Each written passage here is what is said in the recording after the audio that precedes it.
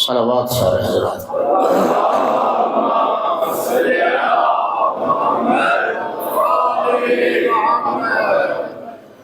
دعاؤں کی قبولیت کی شب ہے کہ یوسف زہرا امام حسین علیہ السلام کے ظہور میں تعجیل کے لیے بھی بلند صلوات۔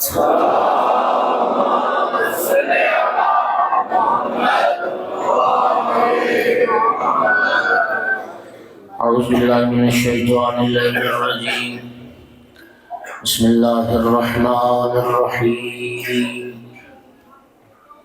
الحمد للہ رب العالمین والعاقبۃ للمتقین والجنۃ للمؤمنین والنار للمنافقین، الحمد للہ الذی جعلنا من المتمسکین بولایت علی بن ابی طالب واولادہ المعصومین۔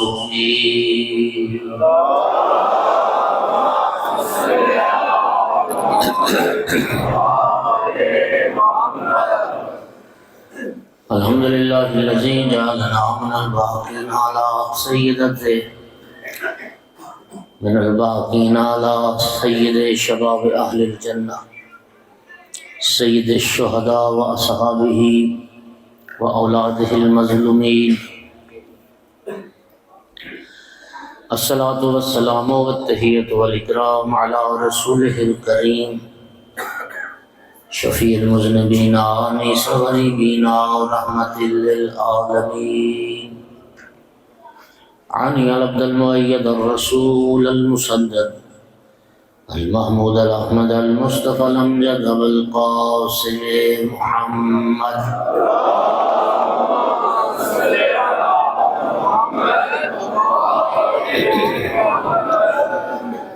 ثم الصلاة والسلام والتحیۃ والاکرام علی آلہ الطیبین الطاہرین المعصومین المنتجبین المنتخبین المظلومین، واللعنۃ الدائمۃ علی اعدائہم الملعونین من یوم عداوتہم الی قیام یوم الدین وبعد یوم الدین، اما بعد فقال سبحانہ وتعالی فی کتابہ المجید، اعوذ باللہ من الشیطان الرجیم، بسم اللہ الرحمن الرحیم، والسابقون السابقون اولئک المقربون۔ صلوات۔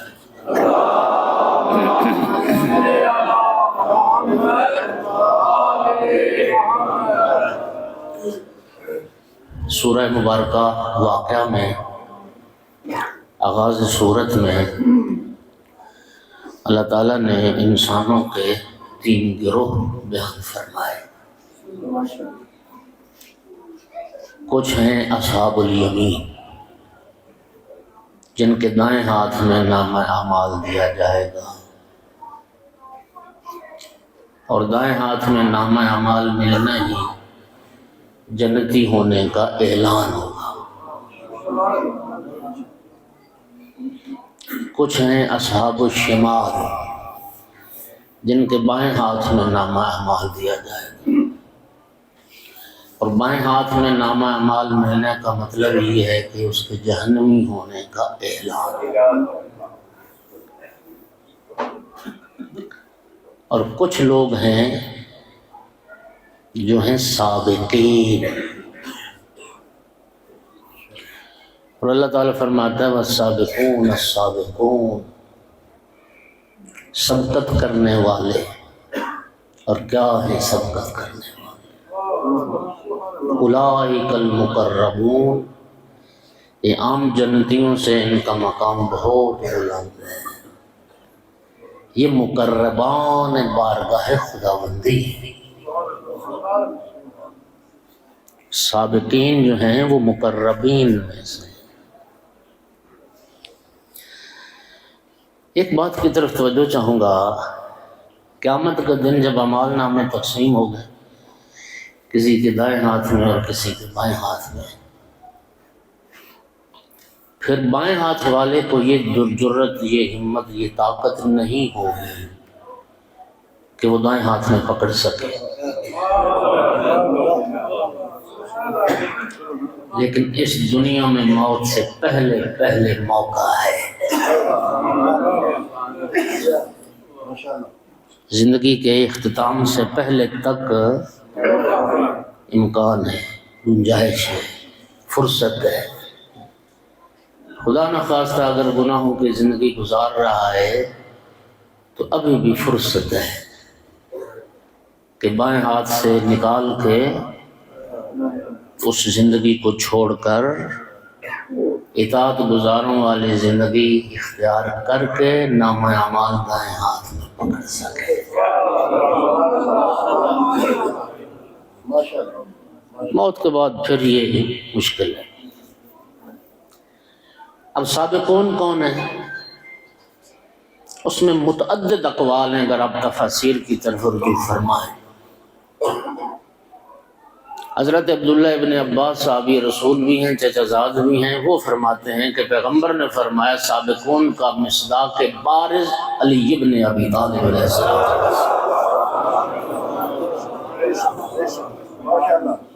ایک حدیث اور سناتا ہوں۔ پھر ایک حدیث میں معصوم نے فرمایا کہ یا علی انت و شیعتک هم السابقون، وہ سابقون مولا علی علیہ السلام ہیں اور مولا علی علیہ السلام کے شیعہ ہیں۔ دعا کرتا ہوں آمین کہیے۔ یہ دعا میں کوشش کرتا ہوں کہ کبھی مس نہ ہو۔ جب بھی میں دعا کرتا ہوں نا تو اکثر یہ دعا کرتا ہوں کہ اے اللہ ہمیں بھی، ہماری اولاد کو بھی، اور قیامت تک آنے والی ہماری نسلوں کو بھی مولا علی علیہ السلام کا بہترین شیعہ بنا۔ ایک صلوات پڑھ دو اس دعا کی قبولیت۔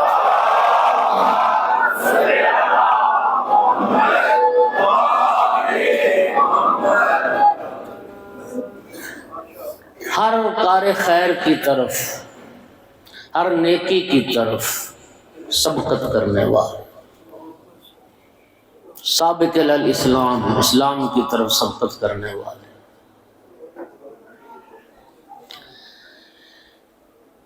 کوئی حکم خدا و رسول ایسا نہیں، توجہ کیجیے گا، پھر کہتا ہوں کوئی حکم خدا و رسول ایسا نہیں جس پر سب سے پہلے مولا علی علیہ السلام نے لبیک نہ کہی۔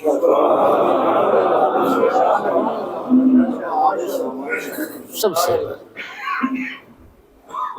سابقون کا مصداق بارز مولا امیر المومنین علیہ السلام۔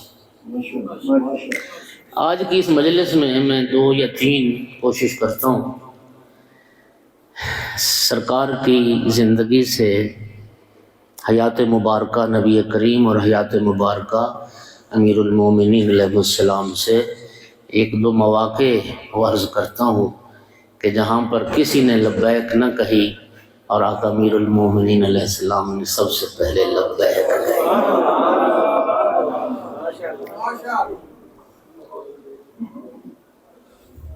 ایک موقع دعوت ذوالعشیر۔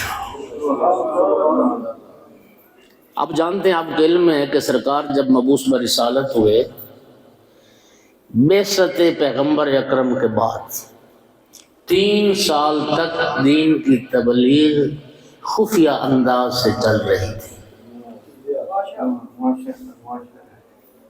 3 سالوں کے بعد پھر یہ آیت آئی وَأَنذِرْ عَشِيرَتَكَ الْأَقْرَبِينَ، محبوب اب اعلانیہ اپنے عزیز و اقارب کو ڈراؤ۔ اس آیت کے نازل ہونے کے بعد آقا امیر المومنین علیہ السلام کی ڈیوٹی لگائی رسول اللہ نے کہ اولاد عبد المطلب کو جمع کیا جائے، ان کو کھانے پر بلایا جائے، ان کو دعوت دی جائے، اور یا علی ان سب کو بلاؤ بھی اور دعوت کا اہتمام بھی کرو، اور پہلی مجلس اور پہلی دعوت اسلام کے لیے گھر ابو طالب علیہ السلام کا۔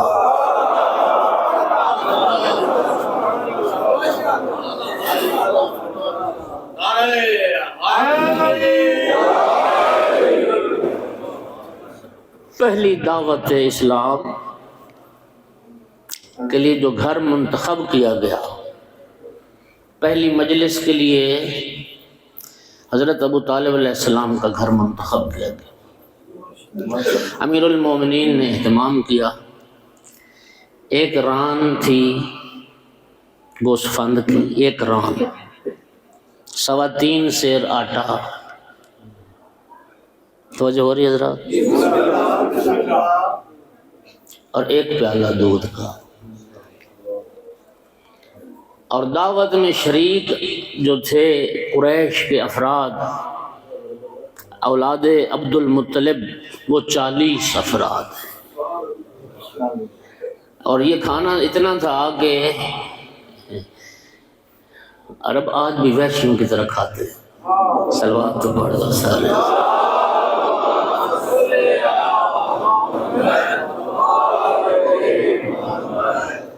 جن کو اتفاق ہوا عمرہ پہ آج پہ، اگر وہاں کے ان کو کھاتے دیکھا ہے تو میری بات کی تصدیق آپ کریں گے۔ تو یہ ایک فرد کی غذا تھی۔ امیر المومنین علیہ السلام نے کھانا بھی تیار کروایا اور سارے جو عبد المطلب کی اولاد تھی سب کو دعوت دی۔ نبی کریم کے سارے چچا بھی موجود تھے۔ پہلے کھانا کھلایا گیا، پھر نبی کریم اٹھے، پیغام خدا پہنچانا چاہتے تھے کہ ابو لہب کھڑا ہو گیا، اور ابو لہب نے اس مجلس کا نظام درہم برہم کر دیا اور کہنے لگا، اے عبد المطلب کی اولاد، ان کی باتیں نہ سننا، یہ تمہارے بتوں کو ٹھیک نہیں جانتے، یہ یکتا پرستی کی دعوت دیتے ہیں اور تمہیں تمہارے دین سے منحرف کرنا چاہتے ہیں۔ جب یہ بات ہوئی تو لوگ اٹھنا شروع ہو گئے۔ نتیجہ یہ ہوا کہ وہ مجلس ساری خراب ہو گئی، لوگ چلے گئے، بات نہ سنی۔ نبی کریم نے پھر دوسرے دن پھر دعوت کا اہتمام کیا۔ ایک جملہ کہوں، سامعین گرامی، لنگر کھائے اور مجلس نہ سنے، یہ ابو لہب کا کام ہے۔ صلوات پڑھ دو بلند آواز سے۔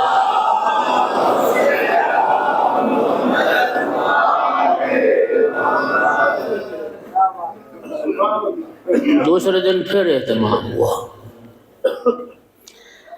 دوسرے دن پھر اس نے شرارت کی کوشش کی۔ کھانا کھانے کے بعد سرکار اٹھنے لگا، حضرت ابو طالب علیہ السلام نے فرمایا، اسقط یا ابر ما انت وہذا۔ وہ بھینگے، ایک ہوتا ہے نا کانا، ایک ہوتا ہے بھینگا، جس کا زاویہ ٹھیک نہیں ہوتا نا دونوں آنکھوں کا، اس کو بھینگا کہتے ہیں اردو میں، آور عربی میں کہتے ہیں۔ حضرت ابو طالب علیہ السلام نے فرمایا، بھینگے خاموش بیٹھ، تو کہاں مقام مصطفیٰ کا۔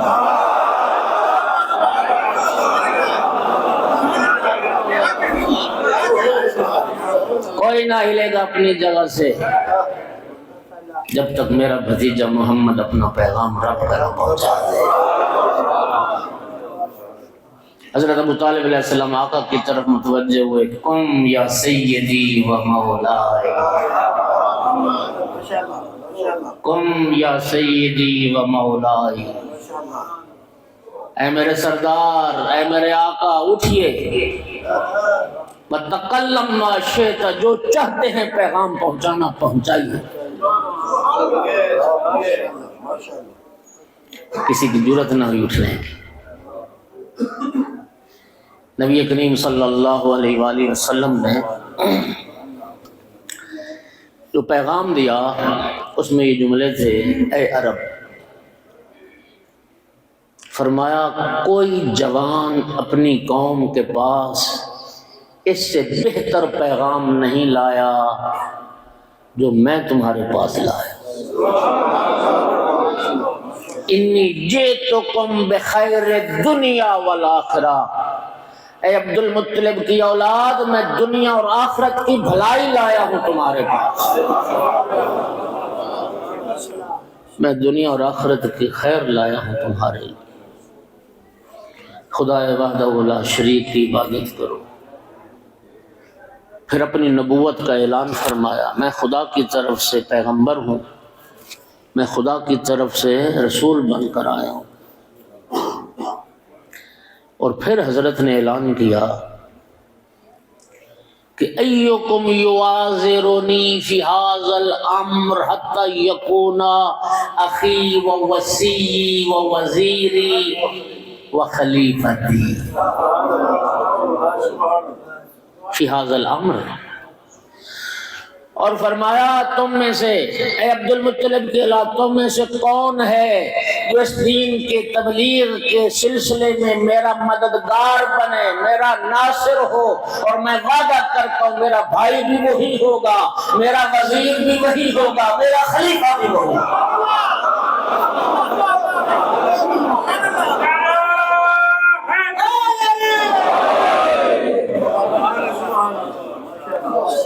کون ہے؟ ایکم یوازر، کون بنے گا میرا مددگار؟ تین لفظ نبی کریم نے استعمال فرمائے، میرا بھائی، میرا وزیر، وصی، میرا خلیفہ، جانشین۔ کوئی نہ اٹھا، ایک 10 سال کا بچہ اٹھا، یا رسول اللہ انا ناصروں کا، یا رسول اللہ، یا رسول اللہ میں آپ کا مددگار، میں آپ کی نصرت کروں، میں تبلیغ دین کے سلسلے میں آپ کا یار و یاور اور مددگار بنوں گا۔ سرکار نے فرمایا یا علی بیٹھو، بیٹھو۔ پھر نبی کریم نے کہا ہے کوئی تم میں سے جو اس تبلیغ دین کے سلسلے میں میرا ناصر ہو؟ اور میں وعدہ کرتا ہوں میرا بھائی بھی وہی ہوگا، میرا جانشین بھی وہی ہوگا، میرا وصی بھی وہی ہوگا۔ ماشاءاللہ۔ کوئی نہ اٹھا۔ پھر مولا علی علیہ السلام اٹھے اور پیغمبر نے پھر فرمایا ھذا اخی و وصی و خلیفتی۔ آغاز ہو رہا ہے اعلانیہ دعوت، دعوت ذوالعشیرہ میں رسول اللہ نے وعدہ کر لیا، بھائی سے زبان دے دی، میرا بھائی بھی علی ہے، میرا وزیر بھی علی ہے، میرا خلیفہ۔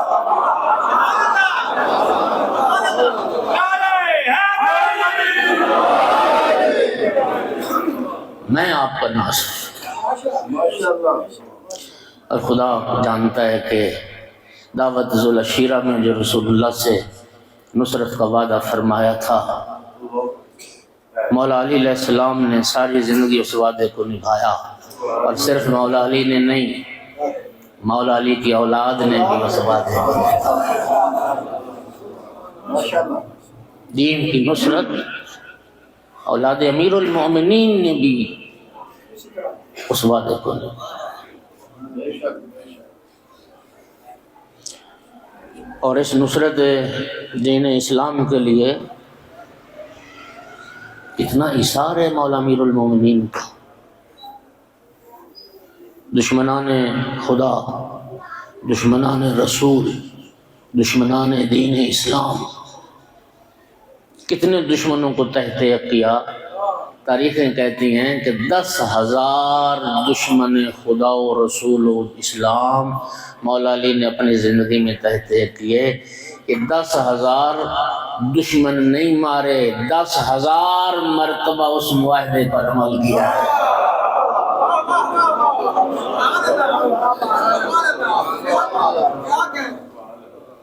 اور یہ 10,000 مقتول امیر المومنین کی اس نصرت اسلام کے معاہدے کے گواہ، اس معاہدے کے گواہ، اور زندگی بھر اس وعدے کو نبھایا ہے۔ یہ پہلا موقع تھا جب مولا علی علیہ السلام نے لبیک کی۔ تفصیل اس کی بہت ہے، چاہتا تو اسی میں مجلس تمام ہو جاتی، اب آگے بڑھتا ہوں۔ یہ ایک موقع۔ دوسرا موقع وہ جنگ خندق ہے۔ جنگ خندق، اسے جنگ احزاب بھی کہتے ہیں۔ اس کو احزاب اس لیے کہتے ہیں، حزب کی جمع احزاب۔ قریش کے، مشرکین کے اور یہودیوں کے، اسلام دشمن ساری طاقتیں، سارے قبائل، سارے گروہ مسلمانوں کو، نبی کریم کو ان کی بیخ کنی کے لیے، ان کے استیصال کے لیے، بالکل اسلام کو مٹا دینے کے لیے یہ سارے اکٹھے ہو، اس لیے اس کو جنگ احزاب کہتے ہیں۔ یہودی جو نکال دیے گئے تھے وہ سارے مکہ پہنچے، ابو سفیان کو ساتھ لیا، اور راستے میں اطراف میں جو قبائل تھے ان کے سرداروں کو ساتھ ملایا۔ 10,000 کا لشکر مسلمانوں کو کچلنے کے لیے مدینہ کی طرف انہوں نے پیش قدمی کی، بہت بڑا لشکر جرار۔ نبی کریم صلی اللہ علیہ وآلہ وسلم کو جب دشمن کی تیاری کی اطلاع ہوئی،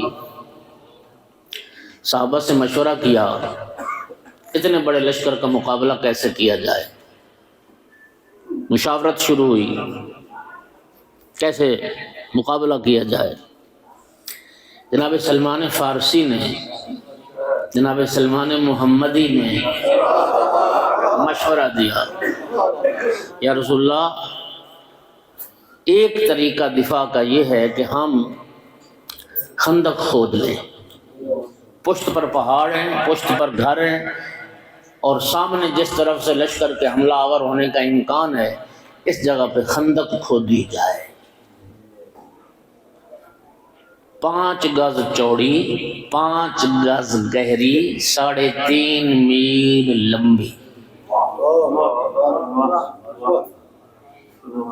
تو جو ہوگی حضرات 10 ہاتھ نبی کریم نے وہ جگہ تقسیم کر دی، مہاجرین میں اور انصار میں ہر بندہ 10 ہاتھ کھود دے، 10 بندوں کی ٹولی بنا دی گئی۔ 10 بندے جتنی مل کے کھودتے تھے سلمان اکیلا کھودتا تھا۔ اس بچے کو اب بٹھا دیں، بار بار اٹھ رہا ہے، یہ تنگ کر رہا ہے۔ اچھا، جب جناب سلمان کا یہ جوہر کھول کے سامنے آیا، اب مہاجر چاہتے تھے کہ سلمان ہمارے حصے میں آ جائے، یہ بڑا صاحب ہنر ہے۔ مہاجرین کہتے تھے کہ سلمان ہم میں سے ہو جائے، مہاجر کہتے تھے منا، انصار کہتے تھے منا، پیغمبر نے فرمایا سلمان منا۔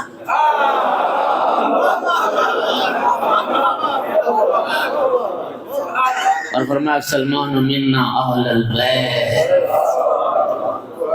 سلمان میرے اہل بیت میں سے۔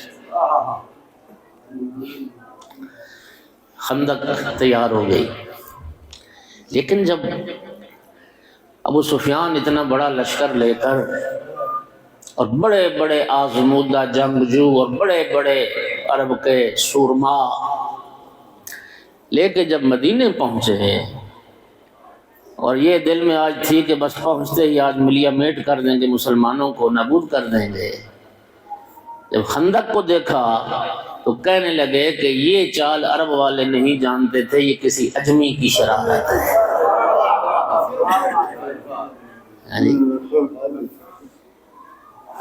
یہ عرب اس سے واقف نہیں تھے، اور واقعی ایسا تھا عرب واقف نہیں تھے اس سے، لیکن اتنی کارگر ثابت ہوئی۔ اللہ جانتا ہے اگر یہ دفاع کا طریقہ اختیار نہ کیا جاتا تو شاید نتائج کچھ اور ہوتے، ان کو جرأت نہ ہوئی، حوصلے پسپا ہو گئے۔ 4000 اونٹ، 300 گھوڑے، 10,000 کا لشکر خیمہ زن ہو گئے۔ جب خیمہ زن ہو گئے 27 دن گزر گئے، لوگ اکتا گئے، دشمن بھی اکتا گیا، پیغمبر کے ساتھی بھی اکتا گئے۔ 27ویں دن انہوں نے خندق کا جائزہ لیا، ایک جگہ سے انہیں کچھ تنگ محسوس ہوئی۔ وہ ہمارے ایک خطیب کا جملہ ہے، وہ کہتے تھے کسی تنگ دل نے کھودی ہو۔ صلوات تو پڑھ دیں سارے۔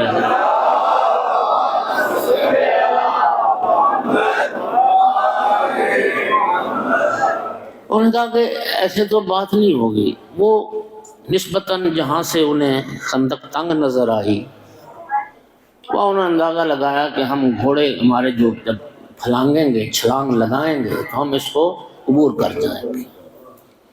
6 بندے نکلے تیار ہوئے. عامر بن عبدود، اس کا بیٹا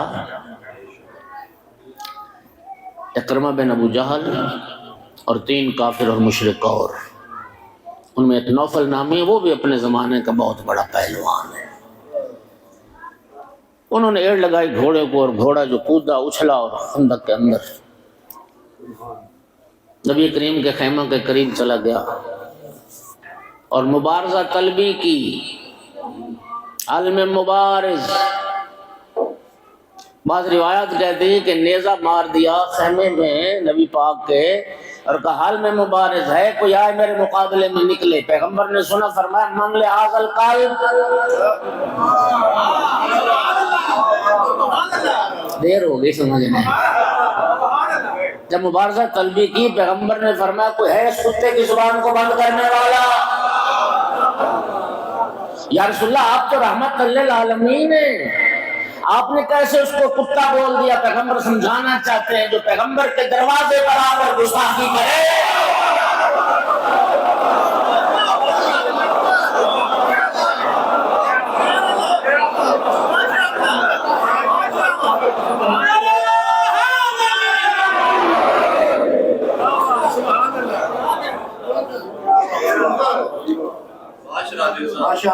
کون ہے جو اس کتے کی زبان بند کرے؟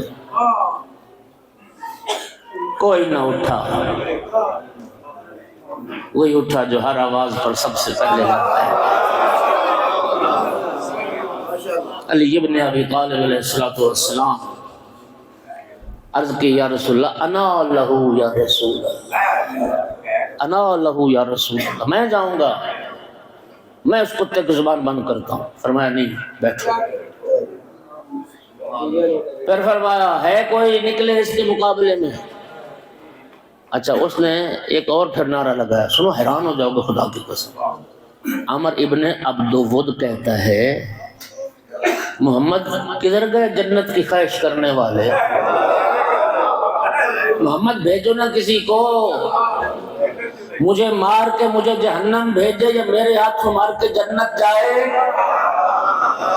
بھیجو کسی کو میرے مقابلے میں. کوئی نہ اٹھا. علی ابن ابی طالب علیہ السلام اٹھے، فرمایا ابھی بیٹھو. وجہ کیا تھی؟ کیوں بٹھا رہے تھے پیغمبر؟ پیغمبر بہادروں کی بہادری دنیا کے سامنے واضح کرنا چاہتے تھے، کائنات کو بہادروں کا چہرہ دکھانا چاہتے تھے. اگر پہلے مرحلے پر علی کو بھیج دیتے دنیا کہتی نہیں ہم بھی تیار ہو رہے تھے، لیکن رسول اللہ نے جلدی کی علی کو پہلے بھیج دیا، اس لیے پیغمبر نے 2 بار بٹھایا.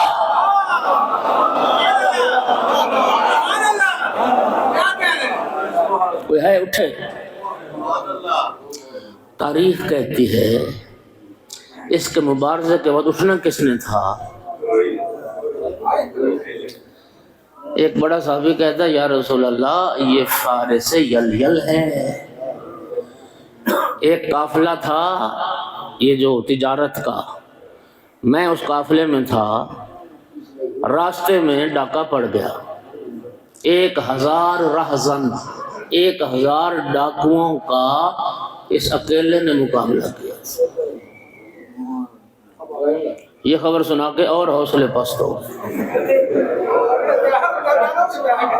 1000 کا مقابلہ کرنے والے کا مطلب یہ تھا کہ جس لشکر میں یہ ہوتا تھا وہ 2000 ہوتے تھے تو خود کو 3000 سمجھتے تھے، 3000 ہوتے تھے تو خود کو 4000 سمجھتے تھے.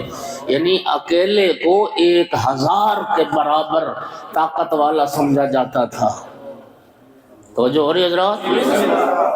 یقین فرمائیے روایت کے لفظ ہیں کأنہم علی رؤوسہم الطیر، یوں سناٹا چھا گیا گویا سروں پر پرندے بیٹھ گئے. یہ محاورہ آپ جانتے ہیں نا، سر پر پرندہ بیٹھ جانا محاورہ ہے. یعنی یوں اتنا سناٹا اور سکوت اور سکون کہ جو سر ہلا تو پرندہ اڑ جائے گا. اکھی بیٹھ گئے پرندے بیٹھ گئے سروں. تیسری بار پھر امیر المومنین اٹھے۔ اب جب مولا امیر المومنین اٹھے، پیغمبر نے اپنی زرہ ذات الفضول مولا علی کو پہنائی، اپنا امامہ صحاب مولا علی کے ساتھ،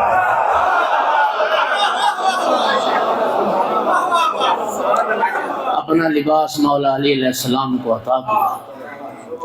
اور جب مولا امیر المومنین یہ امامہ پہنتے تھے، مولا علی بڑے خوش ہوتے تھے، بڑے خوش ہو کے یہ صحاب امامہ مولا امیر المومنین سر پر رکھتے تھے کہ یہ رسول اللہ کی دستار تھی، اور پیغمبر نے خندق میں اپنی دستار علی کو پہنا کر دنیا پر واضح کر دیا میری دستار کا وارث ہے تو علی ابن ابی طالب۔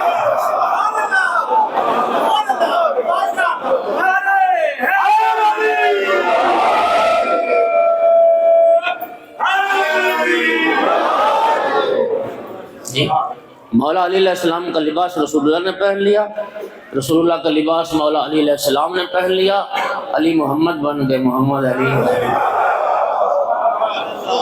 تعجب کیسا، یا علی انتا منی وانا منکا انا ولی من نور، صلوات تو پڑھ دو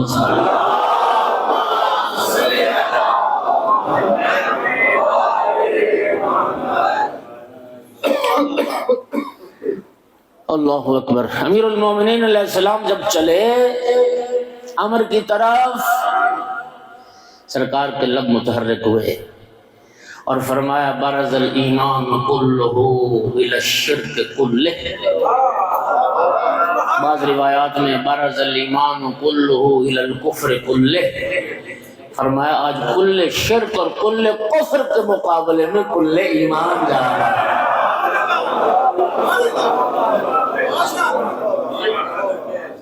کل کفر کے مقابلے میں کل کفر کیوں کہا؟ اس لیے کہ وہ جتنے اس وقت کے کفار قبائل تھے سب کے سب اکٹھے ہو کے آئے تھے، اور یہ سب کا نائب اور نمائندہ بن کے آیا تھا، اس لیے فرمایا یہ کل کفر ہے، اور علی سارے ایمان والوں کی طرف سے نمائندہ بن کے جا رہے ہیں۔ علی کل ایمان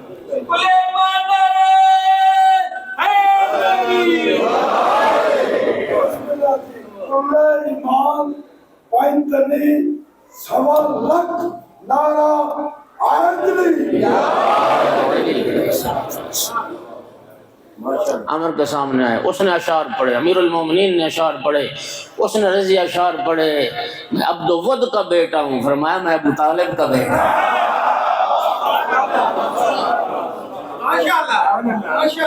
میں ابو طالب کا بیٹا۔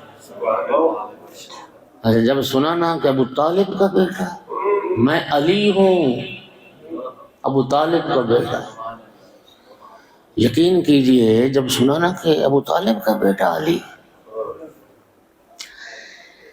اصل میں نا اہل سنت ایک عالم دین نے ایک جملہ لکھا ہے، میں وہ آپ کو سناتا ہوں۔ جب سنا نا ابو طالب کا بیٹا، پینترا بدلا، ایک چلاکی کرنے کی کوشش کی، کہتا ہے علی تیرے باقی بزرگان میں سے امام میں سے کیوں کوئی نہیں آیا میرے مقابلے میں؟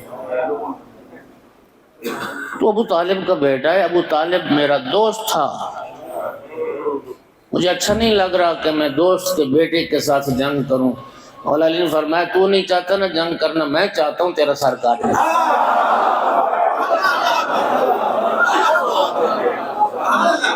تو نہیں چاہتا، میں تو چاہتا ہوں۔ اور یہ جو تو بہانے کر رہا ہے نا کہ ہاں جی ابو طالب میرا دوست تھا اور تو میرے دوست کا بیٹا، فرمایا کفر اور اسلام میں کیسی دوستی؟ بعض اہل سنت علماء نے لکھا ہے عامر بن عبدود مولا امیر المومنین کی جرأت و بہادری سے واقف تھا، بدر و احد کے کارنامے سن چکا تھا کہ قریش کے بڑے بڑے سرداروں کو امیر المومنین نے قتل کیا ہے۔ لرزتی تھی دنیا امیر المومنین کا نام سن کر، اور شیروں کے پتے پانی ہو جاتے تھے امیر المومنین کا سن کر۔ اب بھاگنا بھی شرمندگی تھی، اور کوشش کی کہ کسی طرح علی نہ آئے، کوئی اور آئے۔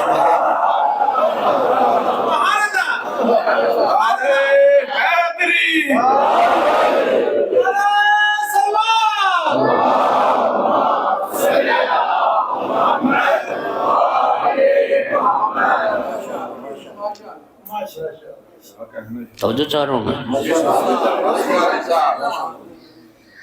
آقا امیر المومنین علیہ السلام نے دیکھا کہ وہ سوار ہے گھوڑے پر، میں پیدل ہوں،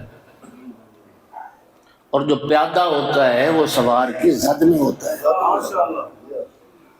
امیر المومنین علیہ السلام نے فرمایا اے عبدود کا بیٹا، میں نے تیرے بارے سن رکھا ہے کہ اگر تیرے سامنے 3 شرطیں پیش کی جائیں تو ایک کو مان لیتا ہے۔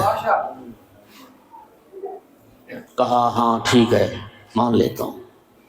مولا فرماتے ہیں پہلی شرط یہ ہے کہ کلمہ اسلام کا پڑھ لے۔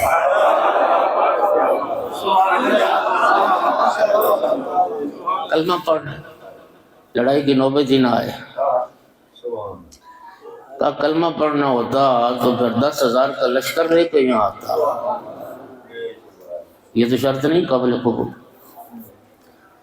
آقا نے فرمایا پھر میدان چھوڑ کے چلا جا۔ کہتے عرب کی عورتیں تانے دے گی۔ کافر تھا لیکن تھا غیرت مند۔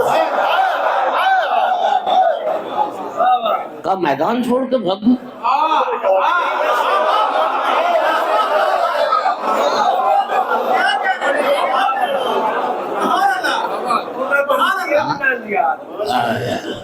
میدان چھوڑ کے بھاگ، ساری زندگی کے لیے میرے لیے ننگوار بن جائے گا اگر میں میدان چھوڑ کے بھاگوں گا۔ اگر فرمایا چلو ٹھیک ہے، پھر ایسا کر تو گھوڑے سے اتر، میں بھی پیادہ ہوں تو بھی پیادہ ہو۔ کا یہ شرط منظور ہے۔ گھوڑے سے اترا، تلوار سے گھوڑے کی ٹانگیں کاٹ دی۔ اور ٹانگیں کیوں کاٹیں؟ دیکھیے جو بات دشمن کی بھی قابل تسلیم ہو، ماننے کے قابل ہو، ماننی چاہیے۔ اس نے گھوڑے کی ٹانگیں کاٹ کر میدان سے فرار کا راستہ مسدود کر دیا، تاکہ بھاگنے والا کام ہو ہی نہیں۔ یا ماروں گا یا مر جاؤں گا، میدان چھوڑ کے نہیں جاؤں گا۔ ایک یہ مقصد تھا۔ دوسرا مخالف پر رعب ڈالنا، مخالف کو مرعوب کرنا، دوسرا یہ مقصد تھا۔ گھوڑے سے اتر آیا، آقا نے فرمایا کیا کریمی ہے، فرمایا تجھے موقع دیتا ہوں وار کر۔ وار کر۔ اچھا جب یہ ایک جملہ نا وہ آپ نے مولانا امیر افضل راکٹ ایک ہیں جنوبی پنجاب کے، ان کی ویڈیوز ہیں یوٹیوب پر، تو وہ بھی بڑے، ان کا ایک بڑا انفرادی سا انداز ہے پڑھنے کا، تو بڑی دلچسپ مجلس پڑھتے تھے بڑے۔ تو یہ ایک خندق پر ان کی مجلس ہے، وہ ذرا سنیے گا آپ کو لطف آئے۔ یہ اقربہ بن ابو جہل اور یہ جب 6 بندے نکلنے لگے نا کہ آج، تو انہوں نے کہا بھئی دیکھو دیگاں چڑھیاں پہ ہیں، گوشت بھونی پہ آیا ہے، ہاں جی، انہوں نے کہا روٹی کھاتی جاؤ۔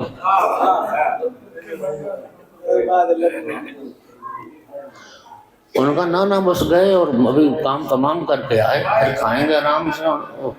وہ کہتے تھے کہ انہوں نے کہا ایسا کرو لون چکھی جاؤ، صلوات تو پڑھ دو۔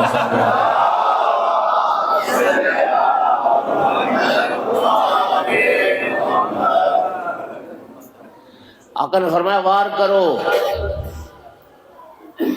بلا کا تلوار زن تھا، مست ہاتھی کی طرح جھومتا ہوا آیا اور اس نے وار کیا۔ امیر المومنین علیہ السلام نے اپنی اس زرہ پر، اپنی سپر پر، معذرت چاہتا ہوں، سپر ڈھال، سپر پر عمر کے وار کو روکا، وہ ڈھال کو چیرتا ہوا امیر المومنین کی پیشانی پر۔ امیر المومنین کی پیشانی زخمی ہوئی۔ اب جو امیر المومنین علیہ السلام نے پلٹ کے وار کیا، عمر کی دونوں ٹانگیں کاٹ دی اور عمر زمین پر گرا اور عمر کے سینے پہ سوار ہو۔ سبحان اللہ، سبحان اللہ۔ جب سینے پہ سوار ہوئے، اس نے گستاخی کی، بے ادبی کی، لعاب پھینکا امیر المومنین کی طرف۔ مولا علی سینے سے اترا، چھوڑ دیا۔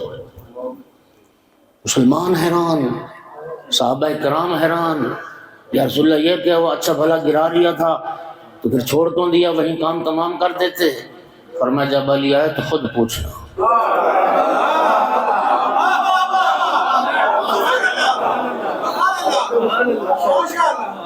اور جب مولا امیر المومنین سے پوچھا گیا یا علی آپ نے دشمن کو گرا کے اس کے سینے پہ سوار ہو کے پھر اس کو چھوڑ کیوں دیا تھا؟ فرمایا اس نے یہ گستاخی کی تھی، بے ادبی کی تھی، مجھے غصہ آ گیا تھا۔ اس وقت اگر میں قتل کر دیتا تو میرا یہ قتل اللہ کی رضا کے لیے نہ ہوتا، نفس کی تسکین کے لیے ہوتا۔ میں اس لیے چھوڑ دیا، اتر آیا، میرا غصہ ختم ہو جائے، میرا قتل خدا کی رضا کے لیے ہو۔ اسی لیے تو کسی فارسی شاعر نے کہا تھا از علی بیاموز اخلاص عمل، مولا علی سے سیکھو اللہ کے لیے عمل کیسے کیا جائے، خدا کے لیے عمل کیسے کیا جاتا ہے، علی سے سیکھو، مولا علی سے سیکھو۔ عمر کے سر کو کاٹا، قیمتی خود، قیمتی زرہ، قیمتی تلوار، قیمتی اس کی نعام، ہیرے جواہرات سے مرصع مزین۔ امیر المومنین نے علیہ السلام اس کا لباس جنگ کو نہیں اتارا، نہ زرہ لی، حالانکہ یہ جنگ کے میدانوں میں اصول ہی یہ ہوتا تھا، اس قاتل کا حق تھا، اس کا جو قیمتی ترین اسلحہ ہے وہ لے کے جاتے مولا علی، لیکن نہ زرہ اتاری، نہ اس کے سلاح جنگ کو ہاتھ لگایا، اور سر کاٹ کے عمر کا یوں چل رہے تھے۔ یہ کتاب کے لفظ ہیں، یہ عرب شعراء کی شاعری ہے اور یہ عرب تاریخ کے جملے ہیں۔ یوں چل رہے تھے، ایک تلوار سے خون ٹپک رہا ہے، دوسرے ہاتھ میں عمر کا سر ہے، یوں چل رہے تھے فخر سے خرامہ خرامہ، جیسے ہلکی فوار میں شیر چلتا ہے۔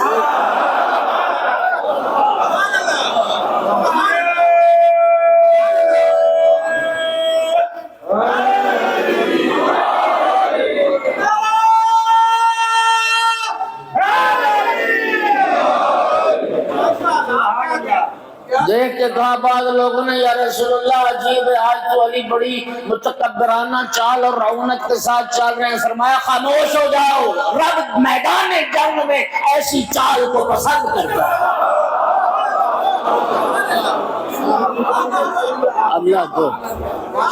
اللہ کو میدان میں ایسی چال پسند ہے۔ اور آپ جانتے ہیں ہمارا الحمدللہ عقیدہ ہے ائمہ اہل بیت صفات پروردگار کے مظہر ہیں۔ امیر المومنین اس طرح نہ چلتے تو یا متکبروں کا مظہر کون بنتا؟ لا کے سر رسول اللہ کے قدموں میں، کل کفر کا سر لا کے رسول اللہ کے قدموں میں پھینکا۔ نبی کریم کے لب متحرک ہوئے اور سرکار نے فرمایا ضربت علی یوم الخندق افضل من عبادت الثقلین۔ آقا نے فرمایا خندق والے دن علی کی ایک ضرب جن و انس کی تمام کائنات کی عبادت سے افضل ہے۔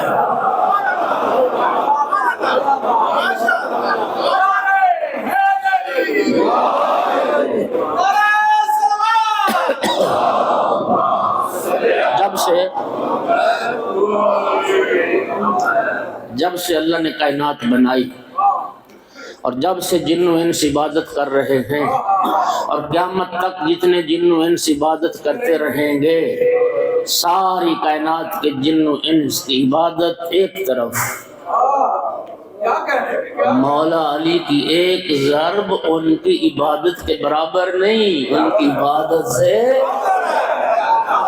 افضل۔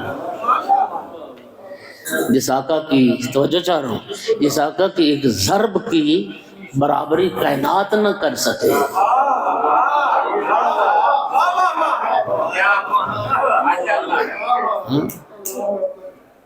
عرب کے جاہل کیا برابری کریں؟ ثقلین کی بندگی سے علی کی ایک ضرب باری، ماشاءاللہ۔ بس یہ شب شہادت بھی ہے اور شب قدر بھی ہے۔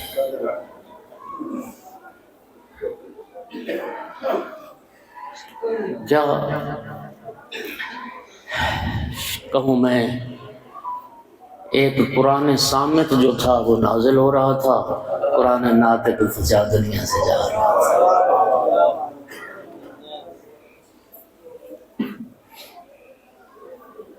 19 کی صبح کو آقا کے سر اقدس پر ضرور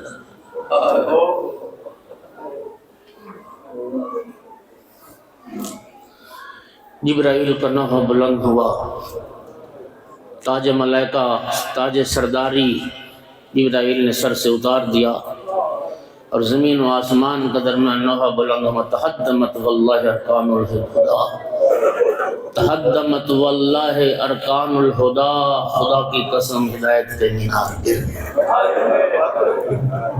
انطمست النجوم السماء، آسمان کے ستارے بے نور ہو گئے۔ انفصمت واللہ العروۃ الوثقیٰ، وہ عروۃ الوثقیٰ ٹوٹ گئے۔ قتل ابن ام المصطفیٰ، رسول اللہ کا چچا زاد مارا گیا۔ قتل علی المرتضیٰ، قتلہ اشقى الاشقیاء۔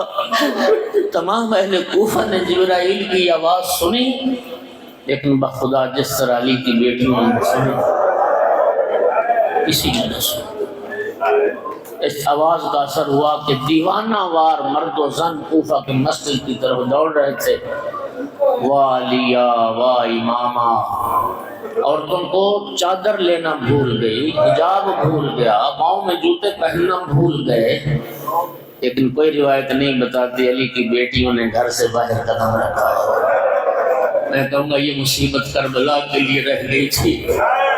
جب شمر مولا حسین کی طرف بڑھا، وَالشِّمْرُ جَالِسٌ عَلَىٰ صَدْرِ الْحُسَيْنِ، مولا حسین کے سینے پہ بدبخت سوار ہوا، 70 قدم کے فاصلے پہ بہن آ گئی تھی اور ابن سعد کو خطاب کر کے کہتی تھی، یا ابن سعد تنظر وَيُقْدَرُ وَاللَّهُ لِلَّهِ، تو دیکھ رہا ہے میرا ماجہ عظیمہ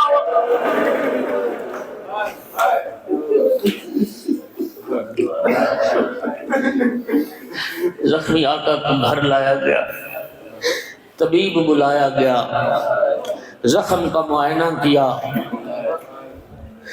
جب طبیب معائنہ کر رہا تھا نا، 200 یتیم بچہ آقا کے گھر میں اور اطراف میں موجود تھے۔ جب طبیب نے معائنہ کیا، امام مجتبیٰ سے عرض کی کہ زہر آقا کے بدن میں پھیل رہا ہے، آقا کو دودھ پلایا جائے۔ زیادہ دودھ کا سننا تھا، 200 یتیم بچہ دوڑا۔ تھوڑی دیر کے بعد جو ہے ہر یتیم کے ہاتھ میں دودھ کا پیالہ تھا۔ آقا آپ دودھ نوش کرنا، آپ کے بعد ہمارا کون؟ ایک شہید کی بیوہ دودھ لے کے حاضر ہو گئی۔ امام مجتبیٰ علیہ السلام نے فرمایا، بہن تیرے تو اپنے یتیم بچے ہیں، تو اپنے بچوں کو دودھ پلا۔ عرض کی آقا میرے بچوں نے دودھ پینے سے انکار کر دیا۔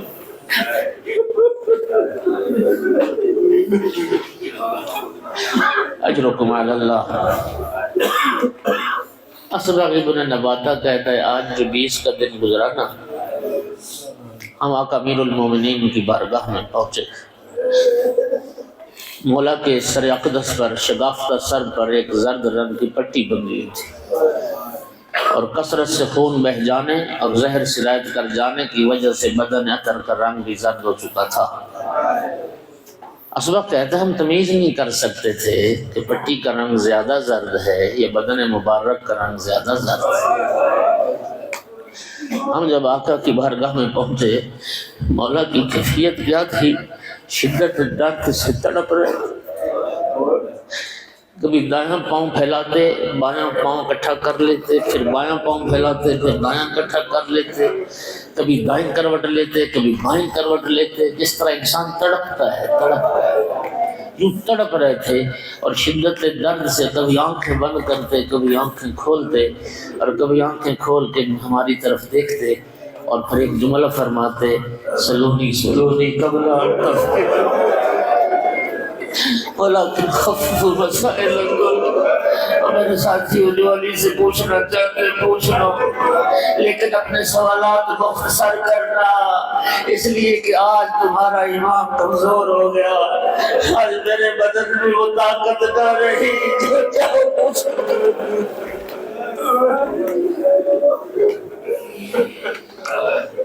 اجرکم علی اللہ، روایت لمبی ہے۔ بعض صحابہ کرام نے سوال کیے، امیر المومنین نے ان کو جواب دیا، اور پھر ایک وقت آیا، فرمایا بس اب تم سب گھروں کو جاؤ، اب ملاقات ہوگی قیامت کو۔ پردے کا انتظام تھا، صحابہ سے گفتگو تھی، جب یہ فرمایا نا کہ اب قیامت کو ملاقات ہوگی، میرا دیدار قیامت کو کرو گے، امیر المومنین کی بیٹیوں کے رونے کی آواز ہے۔ صحابہ فرمایا نا تو اب چلے جاؤ، قیامت کو ملاقات ہوگی۔ لوگ نکل رہے تھے، ایک مرتبہ مولا نے آواز دی، رکو کوفہ والو رکو، ایک بات اور سنو۔ فرمایا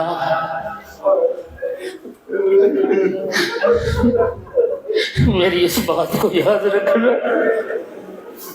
میری بیٹیاں ایک دن تمہارے شہر میں قید ہو گئی،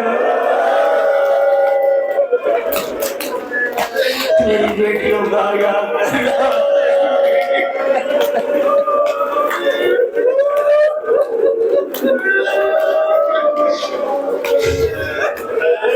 اجرکم علی اللہ۔ یہ شب آئی، اولاد کو بلا کے نا وصیت فرمائی، ساری اولاد کو امام حسن علیہ السلام کے سپرد کیا۔ حسن کو اپنا باپ سمجھنا، امام حسن علیہ السلام سے فرمایا اپنے بھائیوں کو اپنی اولاد سمجھ، میں تم سب کو اللہ کے حوالے کرتا ہوں۔ اور فرمایا اب میں نے کمرے میں تخلیہ چاہتا ہوں، تھوڑی دیر کے لیے سب چلے جاؤ، مجھے اکیلا تنہا چھوڑ دو۔ چراغ جل رہا تھا، تھوڑی روشنی تھی، امیر المومنین نے محسوس کیا جیسے کوئی سسکیاں لے کے رو رہا ہے۔ آقا نے آواز پہچان لی اور فرمایا ام البنین تم کمرے میں ابھی ہو؟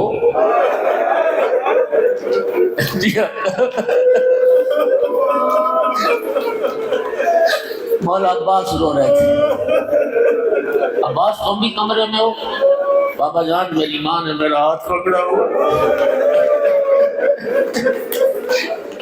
میری ماں نے میرا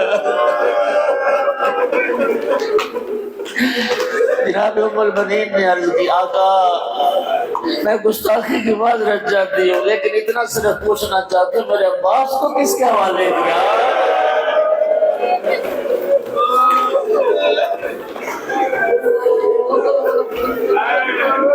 فرمایا میرے حسین کو بلاؤ۔ مولا عباس کا ہاتھ، مولا حسین کا ہاتھ، دونوں ہاتھ مولا امیر نے سینے پہ رکھے۔ عباس میں تجھے حسین کے حوالے کرتا ہوں، حسین میں تجھے عباس کے حوالے کرتا ہوں۔ اجرکم علی اللہ۔ ایک مرتبہ فرمایا میری بیٹی زینب کو بلاؤ۔ آقازادی زینب آئی، یوں امیر المومنین نے اپنی پیشانی پہ ہاتھ پھیرنا شروع کیا۔ بی بی نے عرض کی بابا جان زخمی پیشانی پہ بار بار ہاتھ کیوں پھیرتے ہیں؟ فرمایا زینب بیٹی میں نے تمہارے نانا سے سنا ہے جب مومن کی موت کا وقت قریب آتا ہے اس کی پیشانی پر پسینے کے قطرات نمودار ہوتے ہیں۔ زینب بیٹی بس میری جدائی کا وقت آ گیا، زینب بیٹی میری جدائی کا وقت آ گیا۔ آزاد اور بس یہ سننا تھا کہ ایک مرتبہ خود کو بابا کے سینے میں گرا دیا۔ بابا اگر جدائی کا وقت آ گیا، بابا میں نے ایک روایت سن رکھی ہے، بابا میں نے ایک حدیث سن رکھی ہے کربلا کی، بابا میں آپ کی زبان سے ذرا سننا چاہتی ہوں وہ کربلا والی بات کیا ہے؟ اس وقت ہمارا ہاں زینب بیٹی تم نے جو کربلا کی بات سن رکھی ہے وہ سچ ہے، ایک وقت آئے گا کربلا میں تیرے بھائی مارے جائیں گے، زینب ایک وقت آئے گا تمہارے بھائی مارے جائیں گے، تمہارے بچے ذبح ہو جائیں گے، زینب تمہارے سر سے چادر چھین لی جائے گی، زینب تمہارے ہاتھوں میں رسیاں پہنا دی جائے گی، زینب تمہیں اسیر بنا کے اسی کوفہ میں لایا جائے گا، تمہیں شام کے بازاروں میں گھرایا جائے گا، زینب جب وہ وقت آئے تو صبر کرنا، صبر کا دامن نہ چھوڑنا، اور فرمایا زینب بیٹی پھر تمہیں شرابی کے دربار میں جانا ہوگا۔ ازاداروں یہ سننا تھا، آزادی کی چیخیں نکل گئی، بابا میں اور شرابی کا دربار، بابا میں کیسے جاؤں گی شرابی کے دربار میں؟ فرمایا زینب بیٹی میں علی کا وعدہ رہا، میں آؤں گا تیرے پاس، میں تیرے ساتھ جاؤں گا۔ ازاداروں واقعہ کربلا ہو گیا، لٹا قافلہ نبی زادیوں کا شام پہنچا، بازار عبور ہو گیا، یزید کا دربار کچھ فاصلہ تھا، میری آقا زادی کے قدم رک گئے، سید سجاد نے عرض کی ہوتی ابا ظلم کی منزلیں تو طے ہو گئی، اب تو دربار تھوڑا فاصلہ رہ گیا، ہوتی ابا اب رک جو گئی، فرمایا سجاد بیٹا میرے بابا نے شہادت سے پہلے میرے ساتھ وعدہ کیا تھا، زینب بیٹی گھبرانا نہ میں آؤں گا، میرا بابا آئے گا تو میں چلوں گی۔ اللہ ایک مرتبہ میری آقا زادی اٹھی، السلام علیکم یا بابا، بابا میرا سلام، اور میں سجاد بیٹا چلو میرا بابا آ لیا۔